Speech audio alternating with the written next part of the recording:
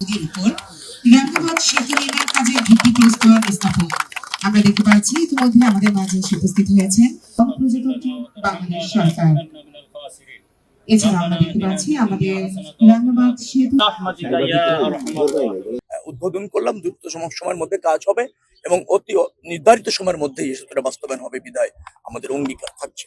অর্থনীতিকে প্রাণচাঞ্চল্য করা, কর্মজীবী মানুষ তারা যাতে জাতীয় অর্থনীতিতে ভূমিকা রাখতে পারে, উৎপাদিত পণ্য পরিবহন করতে পারে, তারপর একটা উপজেলা সেটা যাতে আপনার ডিস্ট্রিক্ট অথবা রাজধানী এর সাথে যোগাযোগটা নিরবিচ্ছিন্ন হতে পারে, সেটাই তো হচ্ছে একটা ডেভেলপমেন্ট, ইনফ্রাস্ট্রাকচার ডেভেলপমেন্ট।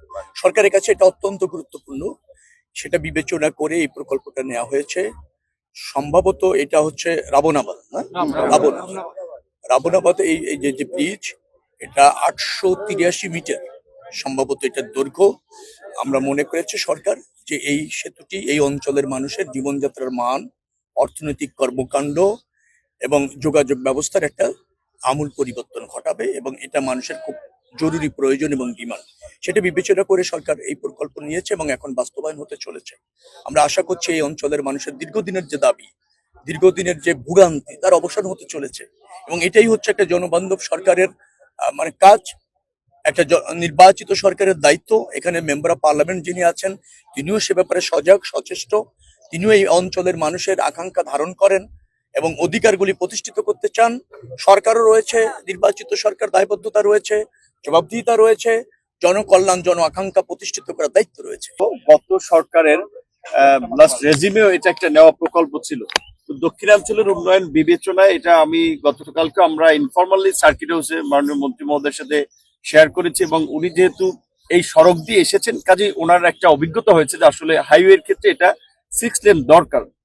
দ্বিতীয়ত আপনারা আমার যে বোয়ালিয়া থেকে কোরালিয়া পর্যন্ত এবং বদনাতলি থেকে চরকাজলে যে সি ট্র্যাকের কথা বলেছেন, এটা মাননীয় মন্ত্রী মহোদয় তো এই মুহূর্তে তার নলেজে দেওয়া হয় নাই। এটা নিয়ে আমরা একটা প্রক্রিয়া চালাচ্ছি, কিন্তু তিনি যেটা বলেছেন যে নির্দিষ্ট এলাকার সংসদ সদস্যদের চিঠির প্রেক্ষাপটে বা তাদের ডিউ লেটারের প্রেক্ষাপটে এটা ব্যবস্থা নিয়ে থাকে, যেটা মাননীয় মন্ত্রী বলেছেন। সর্বত্র 1 মাসের সরকার, আমরা চেষ্টা করছি জনগণের গুরুত্বপূর্ণ আপনার অসুবিধা যেগুলো কানেক্টিভিটি কিংবা নৌযানের যেখানে ব্যবস্থা করা দরকার সেগুলো ব্যবস্থা করা দরকার। আর ওই 2টা জায়গায় সি ট্র্যাকের ব্যবস্থা আশা করি ইনশাল্লাহ হবে। তারা খুব ভালো করে জানেন যে গত 1 বছর ধরে তাদের সাথে কতবার এই সেতু নিয়ে আমার আলাপ আলোচনা হয়েছে। তো আমরা আজকে ধন্যবাদ জানাই, মাননীয় মন্ত্রী নিজে এসেছেন এই ঈদের তার সড়কের বিশেষ করে এবং গুরুত্বপূর্ণ 2টো মন্ত্রণালয়ের দায়িত্ব থাকা রেল 3টে এই সময় কিন্তু খুবই একটা ব্যস্ত মন্ত্রণালয় এবং তার বিভিন্ন জায়গা দেখছেন যে তিনি নিজে সশরীরে পরিদর্শনে যাচ্ছেন, খোঁজ খবর নিচ্ছেন। যেটা বলেছেন যে গণপরিবহনের তেলের সংকট যেন না তৈরি হয়, তিনি ওভারঅল কথা বলেন, তিনি তার স্পেসিফিক ভাবে গণপরিবহনের কথা বলেছেন।